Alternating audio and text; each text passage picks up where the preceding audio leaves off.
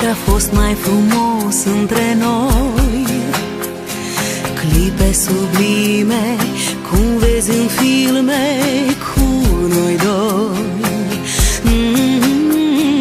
Nu știu ce simți tu acum, de când avem amândoi un alt drum, dar știu că în mine e o parte din tine și